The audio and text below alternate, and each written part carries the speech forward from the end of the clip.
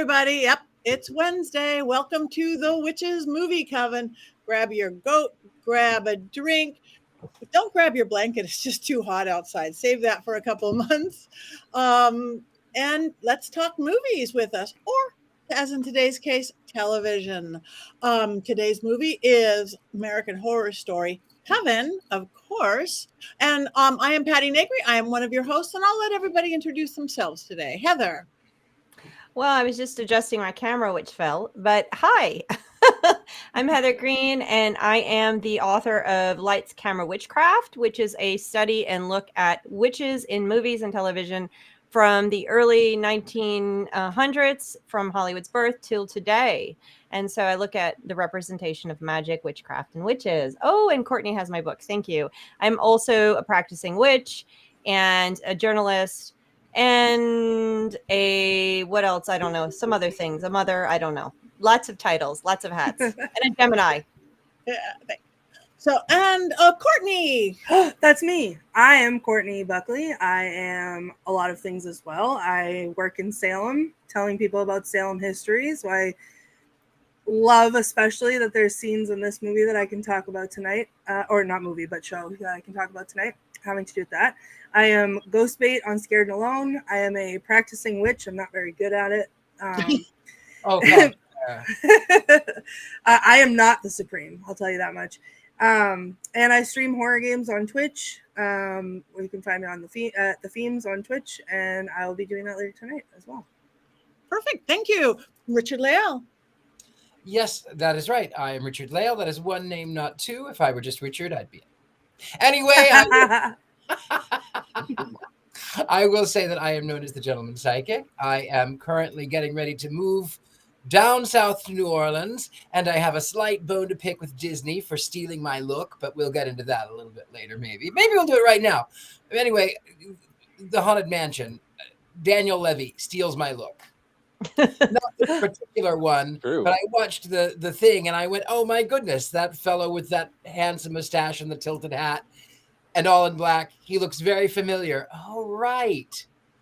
Psychic, medium, ghost hunter, paranormal expert, Haunted Mansion. Oh, yeah.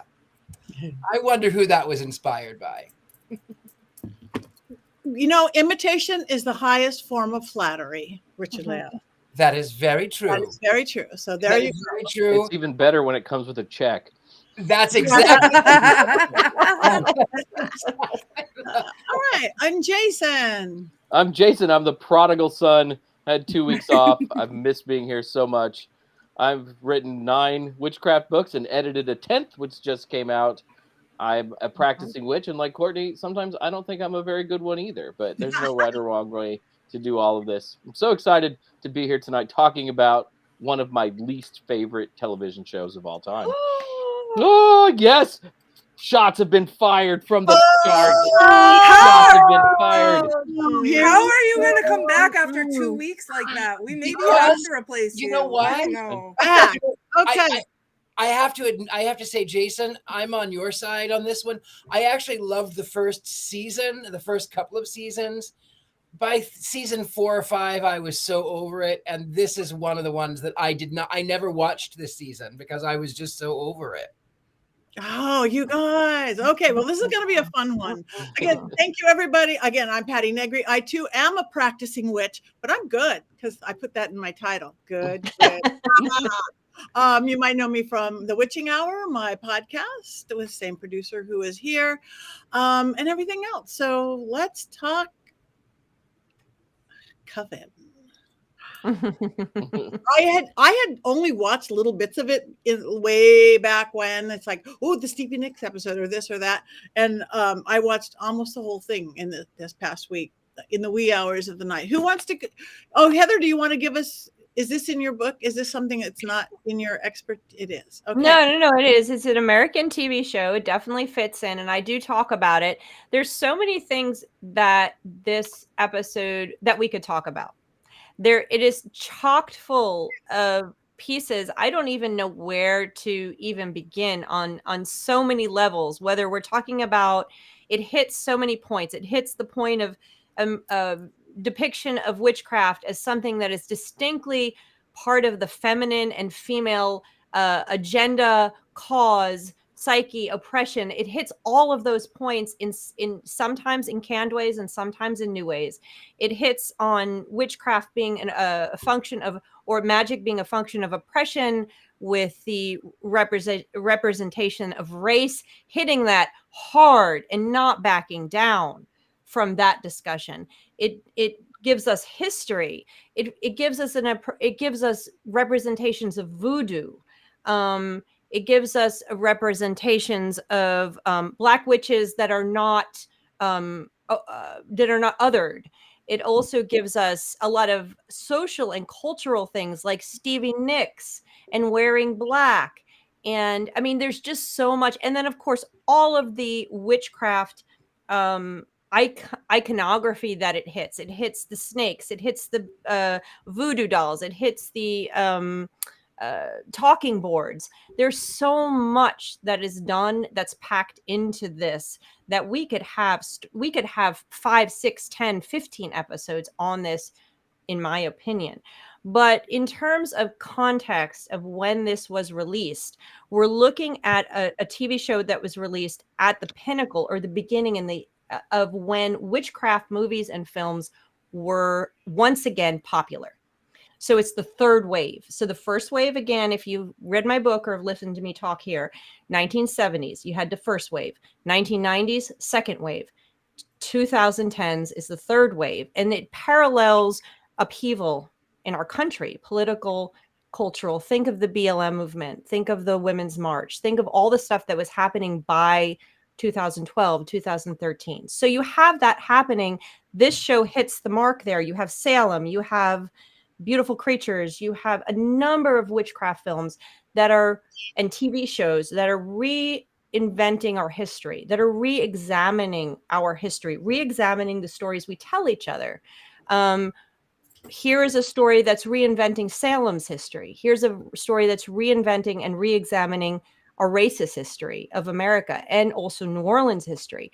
So that's what a lot of these witchcraft films are. They were taking what we know about witchcraft, about America, about history, about our stories, our folklore, and just throwing it up in the air and re-bringing it together to reinvestigate. So it's a really important TV show in terms of witchcraft films and culturally. So I keep saying film, TV show. And on top of that, I think this one and Salem and several of the others were some of the first TV shows that really got horror done really well as a TV show. That didn't happen in the past. Most horror TV shows were pretty pathetic. This is not. So I'll leave it there and let's discuss. There's so much we can talk about in this TV show. Okay. Anybody want to go first? Me. Okay, Courtney, go. Okay. So I'm a huge fan of American Horror Story. I watched it when it came out, as it was coming out, so week to week. When the first season came out, I remember I couldn't decide if I liked it at first or if I was just like, it was like watching like a train wreck almost, because I couldn't believe that they were putting this on TV. And then because of how like horrifying it was. And then I also couldn't believe that the person who created that is the same person that created Glee. So I could not calculate that in my mind. So I didn't know for several episodes if I liked it or not. But as I think it was Haley said in the comments there, like it's such a cool concept that they use the same actors and every season is a different story. And then there's little bits that weave in and out, that kind of connect them. So as a whole, I love American Horror Story. This was not my favorite season. I have a lot of, I think that it was really like the cast, it's like a powerhouse. Like the cast was great. Amazing. Yeah. Yeah. Mm-hmm. There was definitely points and stories that were told within this season that were fantastic. I also, I've spoken about this before, how much it irks me when films or TV use the Salem trope and get it wrong, like really wrong. This, to me, there was some bits and pieces to that irked me, but on the whole, they changed it enough and made it part of their own story enough that I felt like, all right, it's a twist on history, so that didn't bother me a lot. But I do feel like after a certain point in time, like this was 13 episodes long, and maybe watching it week to week, I don't remember how I felt when I was watching it week to week. I think I liked it better because watching it, like binge watching it, it was a lot of the same thing over and over again throughout the whole season. It was Fiona trying to kill somebody. It was this person trying to kill somebody. It was, you know, then the Axeman came in, and that was a whole, like, that was interesting, and that was a whole new thing, you know. And I know, you know, they got a lot of the history wrong, and I know that, you know, there was a lot to that too. I did enjoy seeing, you know, some of the New Orleans history in their interpretation of it. But again, it was the same thing over and over again through 13 episodes. I also have to say that I have a contrary opinion to what a lot of people online feel. My favorite season of all time, and I'm interested to hear all of you guys, if you've seen the show throughout, what your favorite season is too, and in the chat. My favorite season of the whole series was Roanoke. So this was very different from Roanoke, I feel like, and so I think it just didn't capture me, and this came right after Asylum, and Asylum was so good in my mind that this just didn't hit. Yeah, it didn't hit the, like, they had set the bar. AHS had set the bar with the first 2 seasons, and this just did not, for me, hit the bar in the right way. Ryan Murphy and the whole American Horror Story thing always starts really, really well. The first couple of episodes grab you, you're hooked, and let's be honest, the cast is the best part of all of these seasons, I think, really. But by episode 4, they kind of lose the plot, and they like, the story could probably be told in maybe 6 episodes, and it just stretches on and on and on, and all these characters in every season of the show just kind of show up, and then they disappear, and there are plot threads thrown out, and you're like, wow, that could be really interesting, and it's solved in 20 minutes, and then they forget about it or something. The storytelling, I think, in all of these shows is not what I want it to be. The ideas at the beginning are great, but they never quite stick the landing. And I'm kind of like Richard-Lael. I liked the first couple seasons, and I watched, even though I think all of those criticisms are valid at the start. But after a while, I just kind of gave up on it because I knew it wasn't going to go anywhere that I was going to find interesting. And I think American Horror Story, out of all of the seasons, really suffers from that the most, which I will talk about later. I think to that point too, like you just said, they could wrap it up in like half the amount of episodes. Well, they did that in double feature, and I realized that was like a COVID production, so I understand why it was that way. But double feature is the only one that I was like, no, like there's not enough. It could have been 2 separate seasons, and they would have been cool. And then, but like it wasn't enough to like get me drawn in and feel resolved at the end, I feel like. Thank you.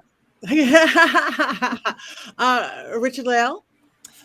Well, you know, I have to admit, I'm so busy packing that I watched a couple of episodes. I watched a lot of recaps. I didn't get to finish the whole thing.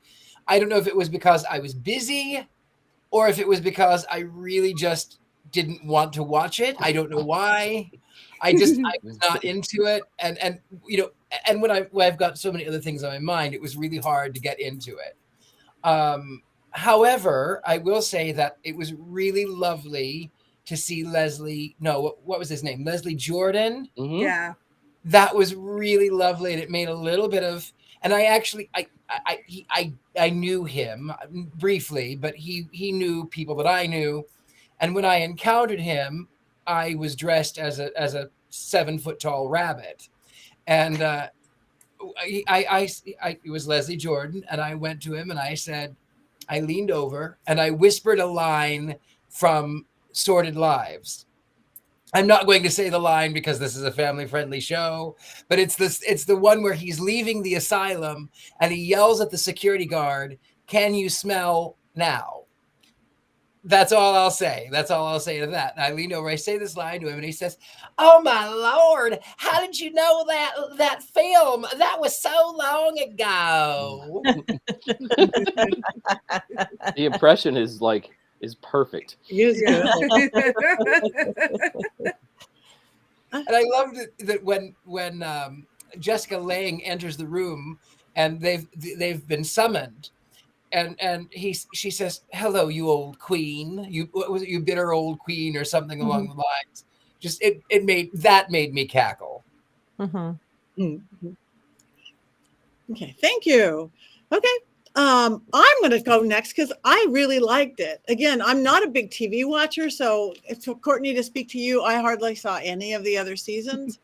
And this week I watched this one, and I would only, because this one was the witchy one, I watched this one more than any of the others before that. But I watched them, within a few days straight through. And I didn't get bored or anything like that because it was that day in the life and watching it. It always kept interesting.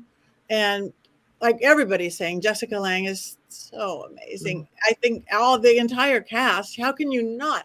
And the richness of how the sets and everything and the color and the place and all that. It was just, again, it was art, and then they'd go do something like slice of a snake or a goat, and I just can't handle that. I just can't handle the animal thing. I really can't. I have to, like a child, hide my eyes.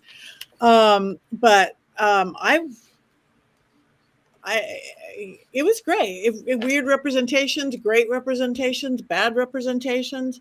And for entertainment's sake and there's a little bit from a horror perspective point of view of witches. I should watch a couple of witches are in that season too. Oh, okay. I'll watch that one too. I only watch. Don't watch that one. Don't watch that one.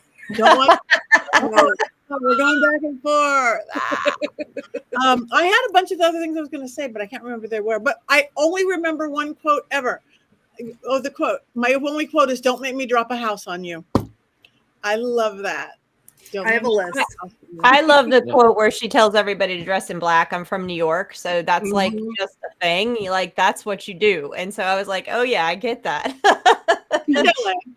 Yeah, I know what you think. But for me, just getting past just giving you guys stuff, I actually enjoyed it. I have not seen the other episodes because when this came out, I was over my head watching witchcraft movies. So there was no time for me to watch the other episodes. And I just, with kids and everything, I never went back to American Horror Story. And I do love horror. So I don't have a comparison in terms of the other episodes of American Horror Story, but I do enjoy this. And I did enjoy it. Is it my favorite TV show ever? No, of course not. Although I do absolutely love Jessica Lange. But like I've often said on this show is that a lot of the TV shows, and from a film historian perspective, from a student of pop culture witchcraft and the representation, this TV show is very important. And it's just like some other ones that are way worse than this, in terms of, I will never watch some of the TV shows that I've seen again, unless we review them here, or movies. But this one is entertaining enough, but it's the way they were able to pull so many pieces and tidbits of witchcraft lore from all over, whether it's Salem's history. No, they didn't get everything right, but they didn't burn witches. They didn't say Salem burned witches, which is always the biggest complaint. And Courtney, I just have to tell you that Salem residents, and I don't know if I've told you this in the past, but Salem residents in the 1910s were writing into the newspaper when any movie about Salem hit the screens. And this is black and white, 1910s, 1920s. They would write in complaining. There's actually like production documents about that particular fact. I'll have to share them with you some point, because that's what I do now. Yeah, that's Salem residents were on it with Hollywood way back for 100 years ago. But they pulled the tidbits in. They were able to capture the conflict and the diversity of witchcraft that no other show involving teens has ever done prior. And that's what I focused on in my book for this particular show, is that if we were to compare, for example, Rochelle in The Craft, who was really the first major black witch, teen witch, who wasn't othered, and Queenie in this one, you're looking at a huge step forward in representation. So that's what I focused on in my book, because you look at the way they did this, and there is Queenie at the end there. You're talking about, and I have quotes in my book because I like to quote women of color on this topic, witches of color on this topic. is you're looking at a huge step forward in representation, and these are the pieces that I focus on when I see this movie. And I had fun. I'm going to be completely honest with everyone. I don't like zombies. So the episodes that had zombies, I'm like, I'm out. I am totally out. I don't do zombies. I'll do zombies witches. either. I hate zombies. I'm like, totally. I'm like, I do not do. I'll do vampires. I'll do animal sacrifice, witchcraft. No zombies, thank you. But you know what? Like band? Zoe coming out with the chainsaw with the zombies. I was like, oh, I can do zombies like this. Yeah, she was great, and the zombies were great zombies. I mean, for so many of them, they were great zombies. I will take zombies any day over animal sacrifice. Well, I don't do zombies because I lived in Hollywood. Oh, Boom, boom. are you saying Patty's a zombie? Because that's just not true. No, because Look out! I have to say is that I don't know how many years ago, Hollywood came to Atlanta, and it was a big thing. And so I was doing some background work, and I got asked to be a zombie in one of the first episodes of The Walking Dead. And they gave me the thing and said, come be a zombie. And I was like, absolutely not. I am not doing it. I am not going to be a zombie. I just can't be involved in zombies. Sorry. I one of the big premieres, this was years ago, and it was one of the big zombie movies that were funny, and I can't even think who was in it. I don't know. My brain's gone.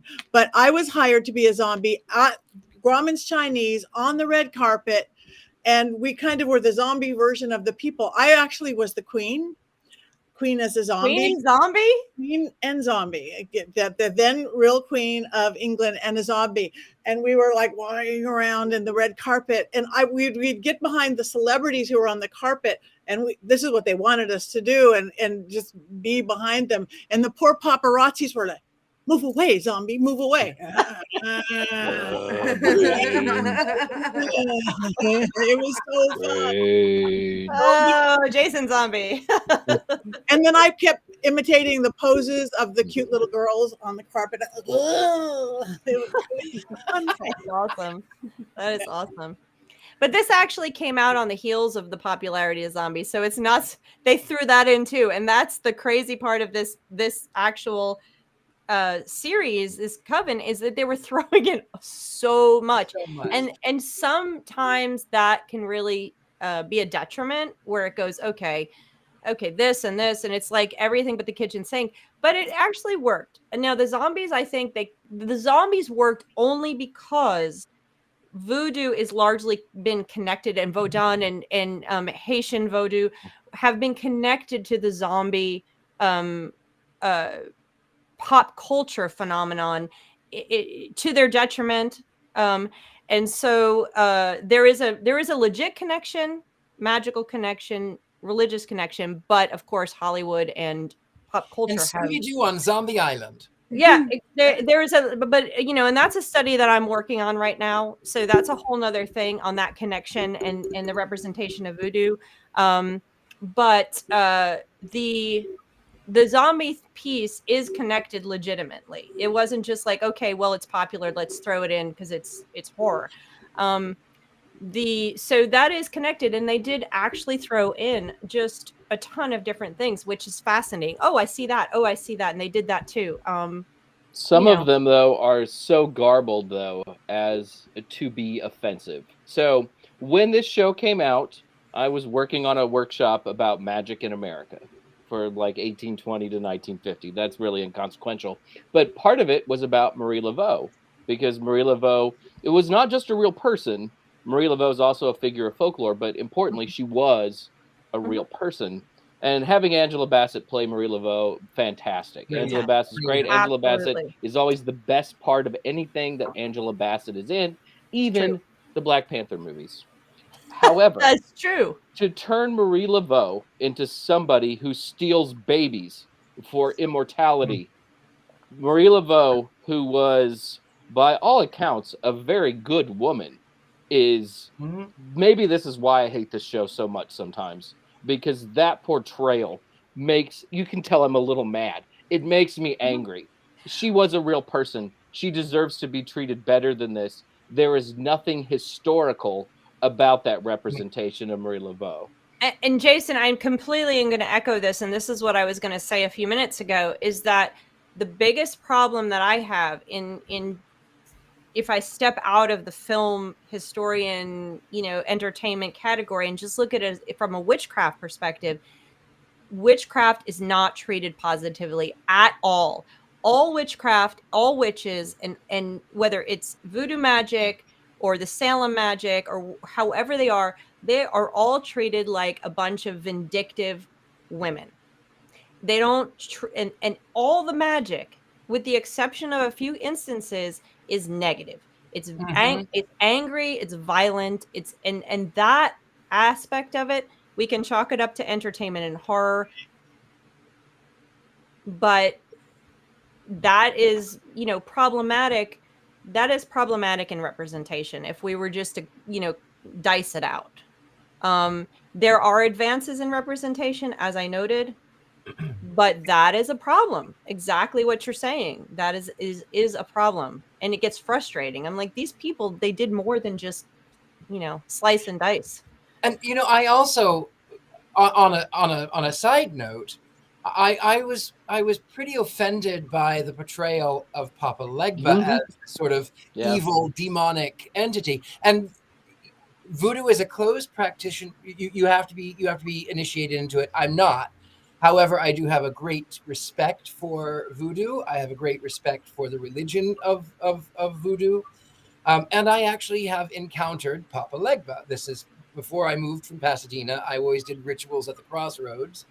And one evening, I went out for a walk, and this crow was flying with the car. I mean, I went out for a drive, and then I went out for a walk later. The crow went with the car, and I went, that is so bizarre. And then I went out for an evening walk, and I walk around. I come back to the crossroads where I was, and right down the middle of the street is a man of color with dreadlocks, with a tall straw hat.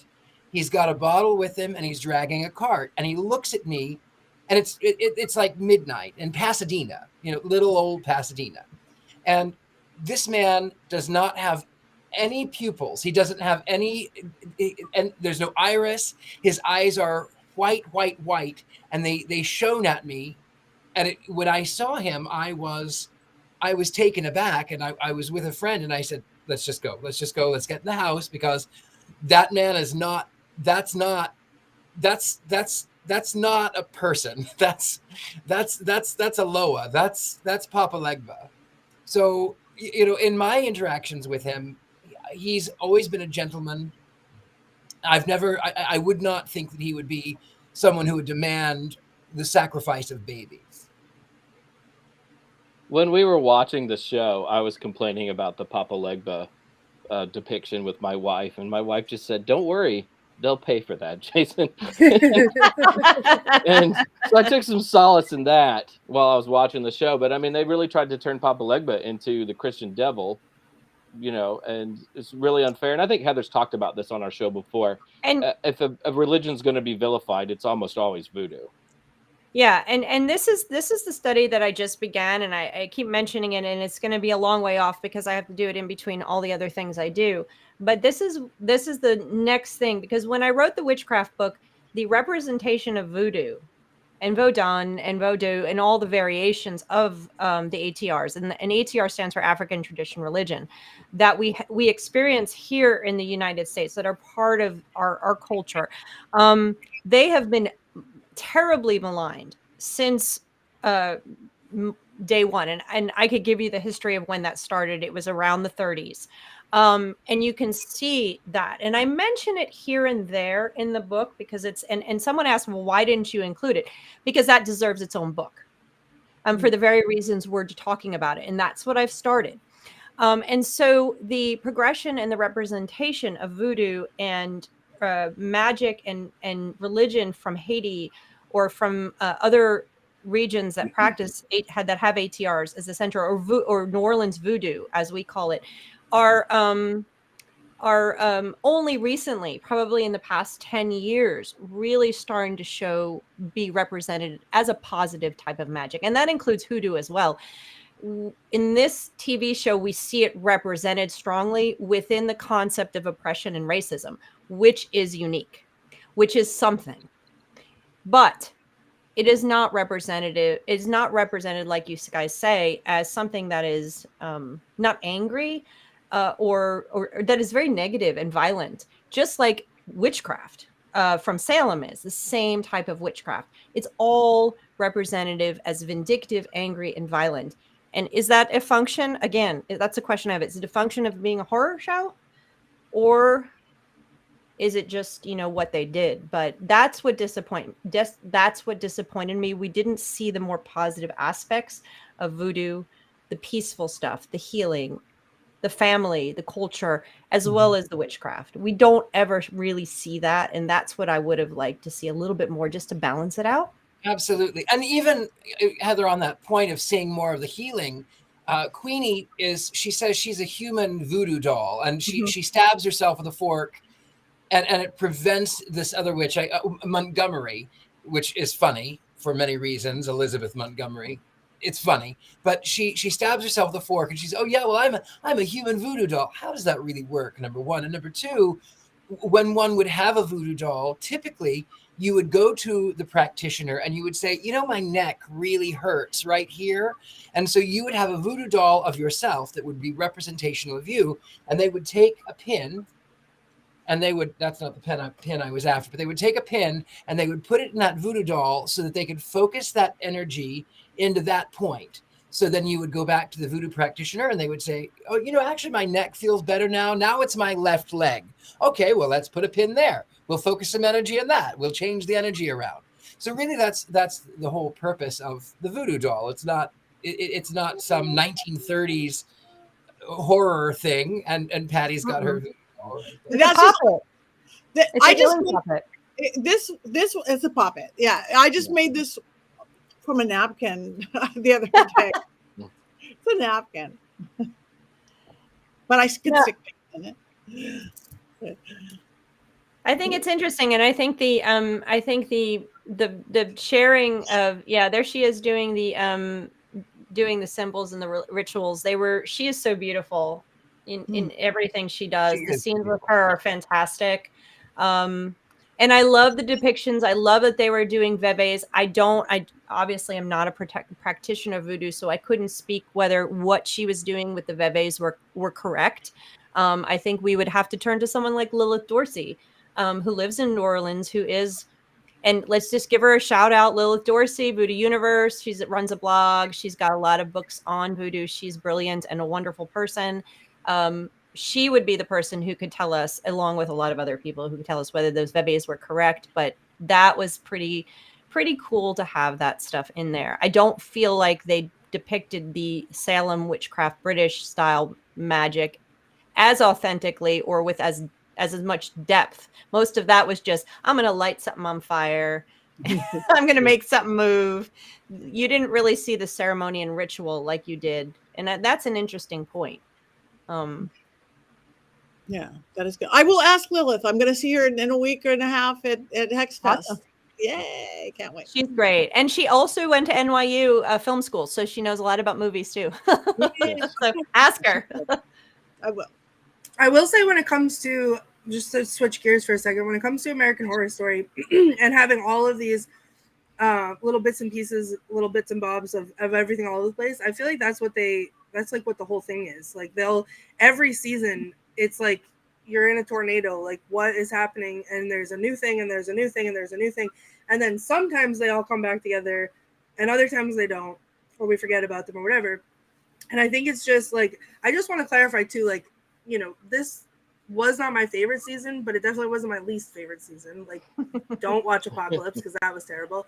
But Apocalypse has Anton LaVey in it. It's actually kind of fun, but yes. I think it was the worst one. I kind of liked it. I'm with you, Jason. I kind of liked it, but I really loved Hotel. Because Hotel was good. I had just finished playing on television. I had just finished playing H.H. Holmes, so amazing. It was kind of nice to see. I gave up on it, like Jason, I think it was you who said that you gave up on it a little bit, but like I watched the first one, I watched Asylum, I watched Coven, Hotel Freak Show, I thought were all great, Roanoke, and then Cult went downhill for me. I think that was a little too raw and a little too real for the time that it came out. And then Apocalypse lost me entirely, and I couldn't understand. And then by the time 1985 came out, I did not want to watch it at all, and I didn't watch it like a year or so later. And 1985 actually ended up, I think because I had no expectations of it whatsoever, being one of my favorite seasons too. But I love that. Like, maybe it's my ADHD. I don't know. I love it when they throw every single thing at me. It's all different. It's all something new. I never know where it's going.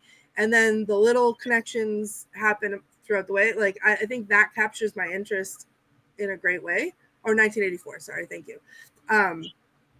But yeah, I think that's one of my favorite things as a fan of this series is that, you know, that's how it's done. And I think watching it from the beginning through, the first time watching it through, Coven grabbed my attention more than it did this time, because it was like, oh, who are the actors going to play, and what are their characters going to be, and like, where is this going to go? And it was intriguing in that way, but rewatching it, I feel like felt different. My wife has watched all of them, so even when I was not interested in a particular season, I was there the whole time because I had no choice. You know, so I feel like I have a pretty reasonable like handle on the show, you know, and really the reason I think most of us watch it is because of the casting and because of the acting in the show. I mean, I think when I was reading a lot of reviews of Coven, you always read the phrase "chew the scenery." You know, Jessica Lange and Angela Bassett are chewing the scenery. And even when I don't like a story on American Horror Story, or I, you know, don't like where things are going, I still appreciate the acting behind it all because it's so good. And it's so much fun to see how versatile all of these people are in these shows, whether it's Sarah Paulson or Angela Bassett or Jessica Lange or whatever. And in Coven, we got Kathy and Jimmy. I mean, it's a plethora of riches. And Evan Peters, I love Evan Peters. Mm-hmm. Yeah. And then Ryan Peters gives them range too. Like they get to exercise that range every season and do crazy things, and I love that for them. And Kathy Bates. Kathy Bates is brilliant. Kathy Bates, not Kathy and Jimmy. I've screwed up. Sorry. Yeah. Kathy Bates did not look like Madame Delphine Lulari in the least. There was no way she looked like her. She's brilliant. She was so brilliant, and I loved that. Sort of her punishment was that she got to watch The Magic Box with a black president. And she was forced to be Queenie's maid, her personal maid. I thought that was just desserts. Yes, someone asks about H.H. Holmes. I was on a show called Elevator, where it was a game show. So we would take people to the slaughterhouse in LA, and then we would decorate the whole thing, 3 floors of horror. And then we would tell them a horror ghost story. And then we would stop the elevator. We'd say, get out. And then they would have to go through this sort of gauntlet of just horror things coming at them. And we did an episode on the murder castle of H.H. Holmes. And so I was cast as as this serial killer, H.H. Holmes. And one of the funniest things I remember is that I had come downstairs. We had murdered off the other two people, and this woman is sent out into the darkness. And then they're saying, Andrea, go to the next light. She says, no. Andrea, go to the next light. And they shut the light off. So she has no choice. Now she's in the dark. So she goes to the next light, and I come down the stairs, and I'm humming Beautiful Dreamer, but in a horrible way. And I'm carrying this bucket of bones, and she drops it. She says, no, Lord Jesus, no. And they again, Andrea, go towards the light. I know that creepy man is there. No way. She goes into the game and she wins. And then she comes back out. They blindfold her so that she has to run back through to the gauntlet. She comes back around the corner, and I'm standing in the corner with a bone saw. And as she was headed back to the elevator, I go, and then the final round was she had to go through this maze and collect all the money. and she was alone. All of her her teammates were all killed off. And I hear her screaming the entire time, "Ah! Ah! Ah! Ah!" And I'm laughing. I can't help it. And she comes through the tunnel and she collapses. And I'm standing there laughing because it's funny. And she's fallen on her face. And she gets up and she makes it back to the elevator in just the nick of time as the clock ticks down. And then they yell, "Cut." Okay, they played the game. And then they had to go back through and pick up shots of where she, because they played the game for real, and then they did pickup shots. And I said, "Oh, go on." I was just gonna say, you're talking about the show, and I'm like, "Oh yeah, okay, this sounds fantastic." Like I would watch. I watched this when it was. Yeah, I was on 2 seasons of that show. Anyway, wow. So she comes back to the. I tell her. I said, "Andrea, I am so sorry. I didn't mean to laugh at you. What was so scary?" And she says, "Well, first there was that woman came crawling out at me like a spider, and then there you were laughing at me, and you were scary." Well, yes, I played H.H. Holmes on that, and then the next year, they did American Horror Story Hotel. So it was kind of nice to see another portrayal based on the serial killer H.H. Holmes from the 19th century. Love it. Can I tell you guys my favorite quote from Coven? Yes, yeah. you have many quotes, I'm sure. I have multiple for sure, but my absolute favorite, because I hate the phrase "man up." I hate that. But in this one, they say "witch up," and I was like, yes, like I want that tattooed on my face. Like I think that's amazing. So that one was my favorite. I have a couple other ones. This Coven doesn't need a new Supreme; it needs a new rug. When she killed her on the rug. That's a good one. And then I also, for Heather's benefit, wrote, "Of course, the doll attic." Which was my favorite part. "Your fashion faux pas gives me nightmares." And then another kind of strong quote for me was, "The only thing in this whole wide wicked world that you have to be afraid of is me." I thought that was awesome. That's a good quote. I have to chime in about the doll situation in this movie. I tell you what, there's several things that distracted me outside of, the film historian person and all that stuff that I've already mentioned. When they go up and show the big closet of dolls, I was literally wanting to, and I didn't because I had to, back then I wasn't thinking about it, and rewatching it, I didn't have time, but to stop it, I'm like, ooh, is that an Arambe doll? Oh, wait a minute. Is that a Madame Alexander? Oh, wait a minute. I want all those dolls. Like, I was like so having doll envy for that closet. I was all with that. That just totally took me out of the movie. And I'm like, dreams come true, but not the teapots and not all the other stuff, just the actual dolls. I'm not doing tea parties with my dolls. I've already been warned by my partner that if he comes home to a tea party with all the dolls, he's going to turn around and go back to his office and maybe not come back. I do tea parties with my dolls. Well, you know what, Richard-Lael, I think that's so wonderful. And we'll talk about that another time because that is good. Do you dress like a baby while you do it though? I absolutely do not. Oh, him. Oh, Richard-Lael. Yeah. Do you see me? This is how I always dress. Right. Whether I'm a little bit different. Whether I'm underneath my Mr. Satan car or whether I'm checking the mail, this is how I dress. Well, Richard-Lael, I had 5 baby dolls in the freezer the other day in parts with other things, and so my children would open the freezer door to get something out, ice cream, and there were bagged like dolls parts in the freezer getting clean. Don't worry, Patti, they were getting cleaned in a freezer. Do you put dolls in a I'm a doll why it's putting things in freezers kills bacteria, so you can put pillows in freezers to kill bacteria in stuffed animals, in pillows. It kills bacteria and stuff. So if you get a stuffed animal, you put it in the freezer. What also does? Soap. You can also wash things. No, you can't wash Until- everything. So The- freezers? Does the freezer also give it an exorcism? No. Oh, That it does not. It just kills the bacteria. It doesn't kill. It doesn't not the remove the ghost. spirit. I mean, as we sit here right now, Not a Doll is winking at the Richard-Lael Yeah. story. See, Don't not you put me in the don't you freezer. call attention? No, don't you call attention to that. That is So- funny. Ugh. The other thing that came to my mind, that shot into my mind during this, which is kind of gets back to they threw everything but the kitchen sink in this, and I was mentioning this earlier, how they capture the witchcraft related to women's conditions and causes and concerns.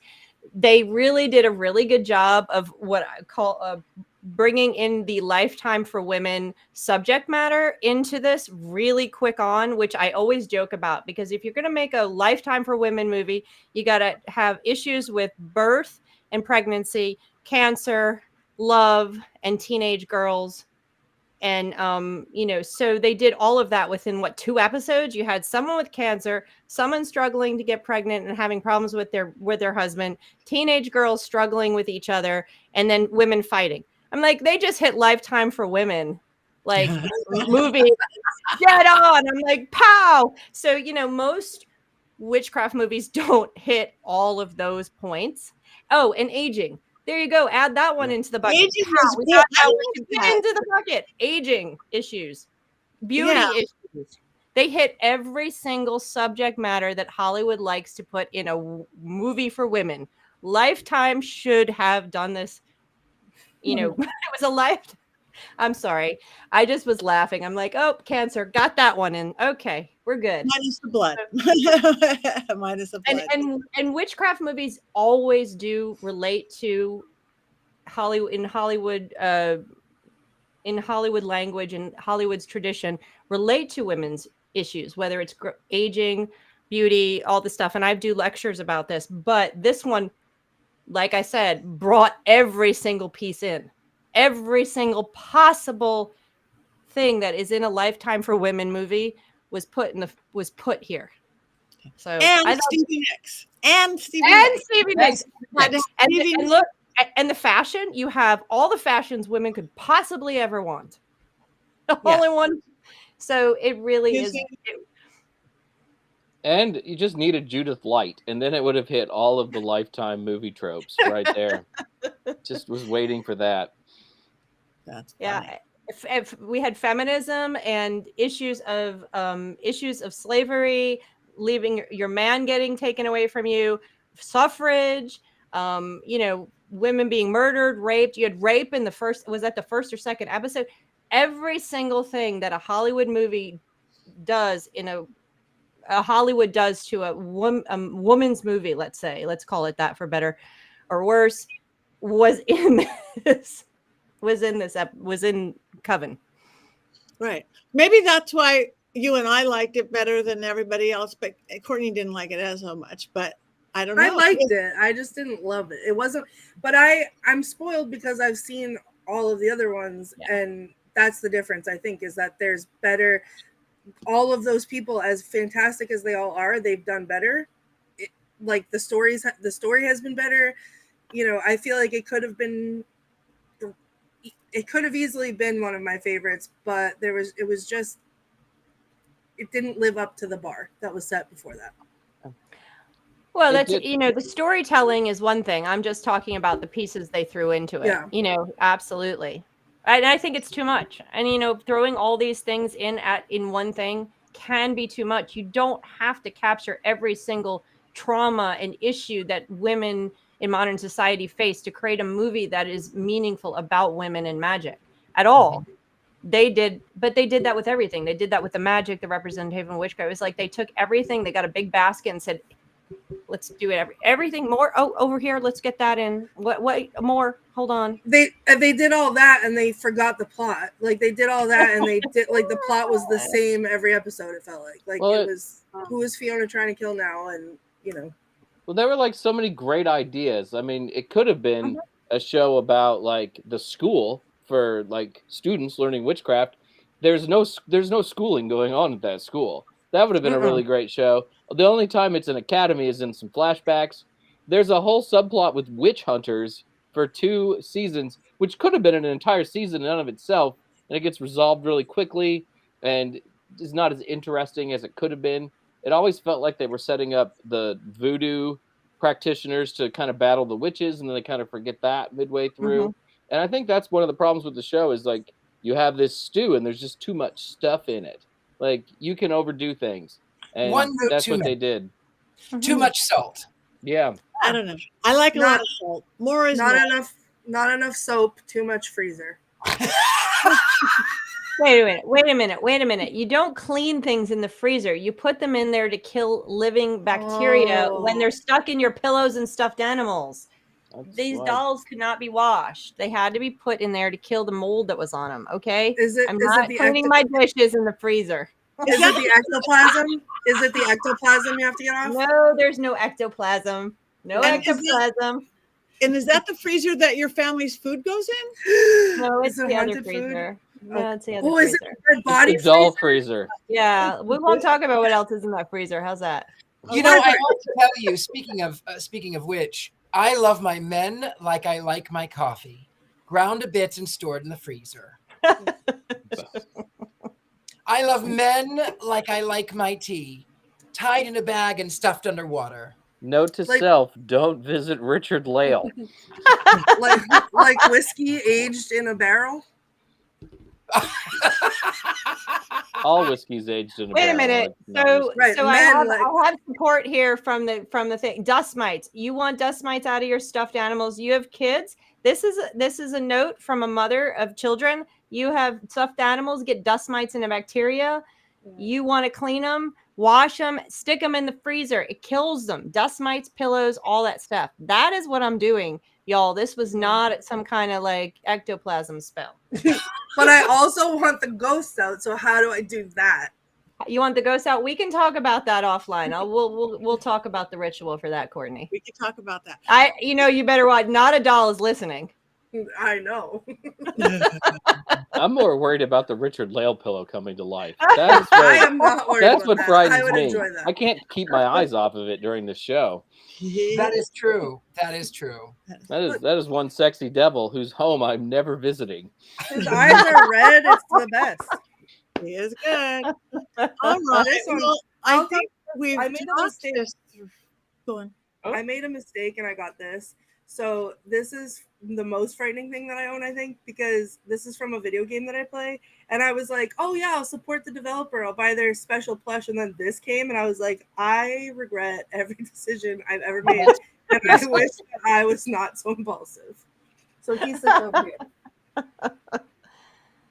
You torture yourself, Courtney. I do. It's my own fault. It's my own fault. All right. Well, I guess it is time to vote.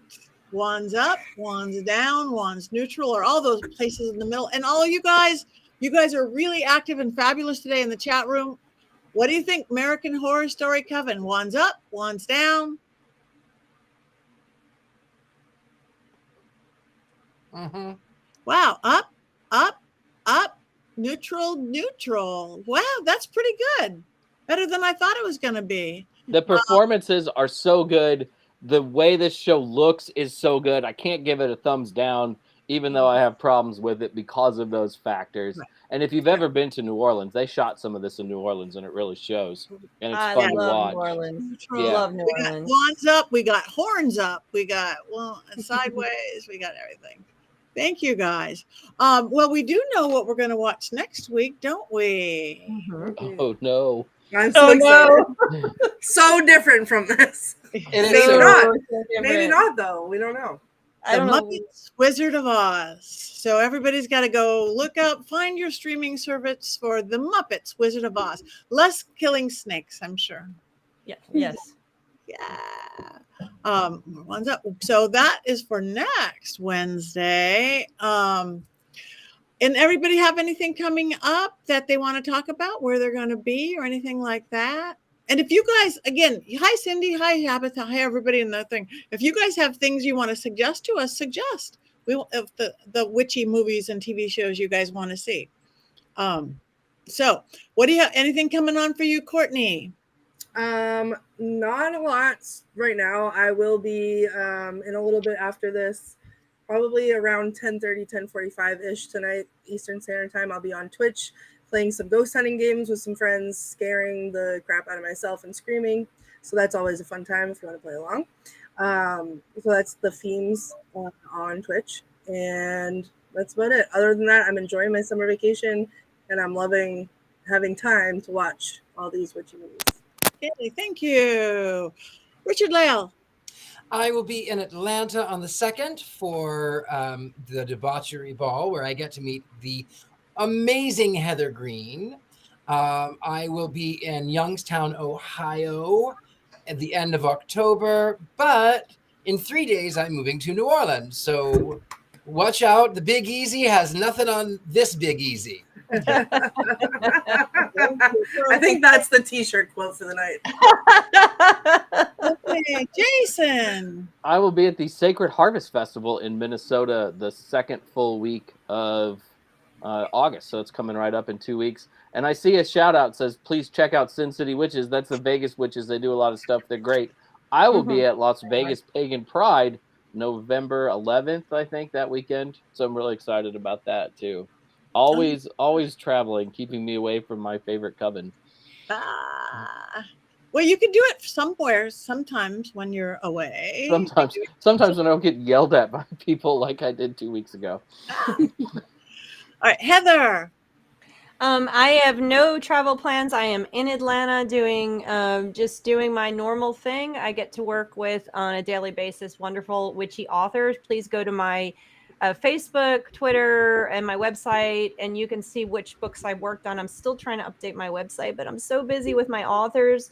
We've got some really good books coming out for witches and witchcraft and all that stuff. So I always post what I'm working on there, as well as my own stuff. But school here starts in 1 week. And I've got children. Courtney just looked up like, what? Yes. It's too soon.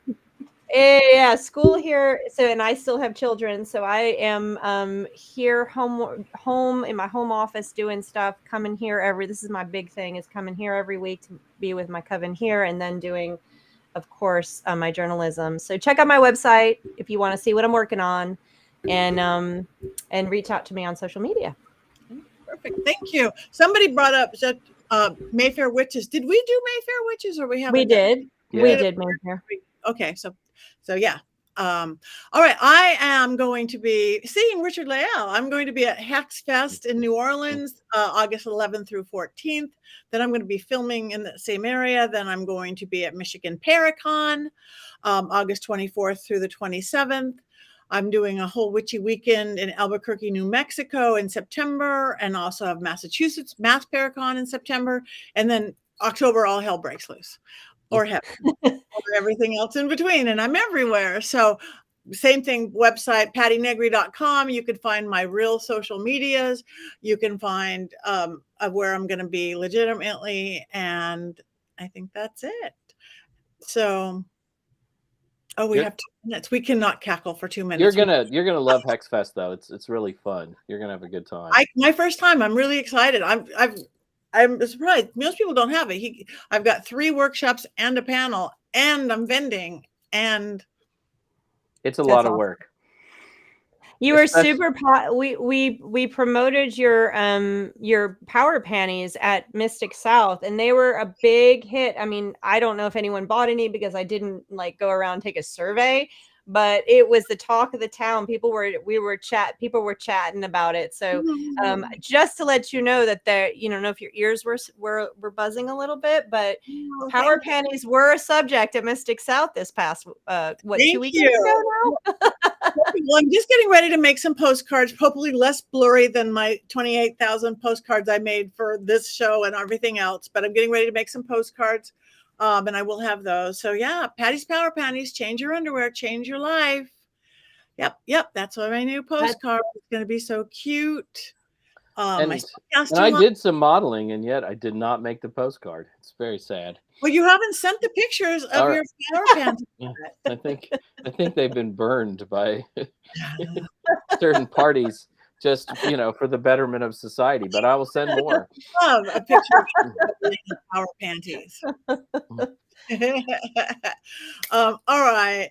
Thank you, everybody. Please tell your friends about us if they like us going in witchy movies. We always agree on everything. We never agree on anything. And that's what's good about life, isn't it? When you can happily disagree and laugh. And one more thing that we do besides laugh. What do witches do? 1, 2, 3.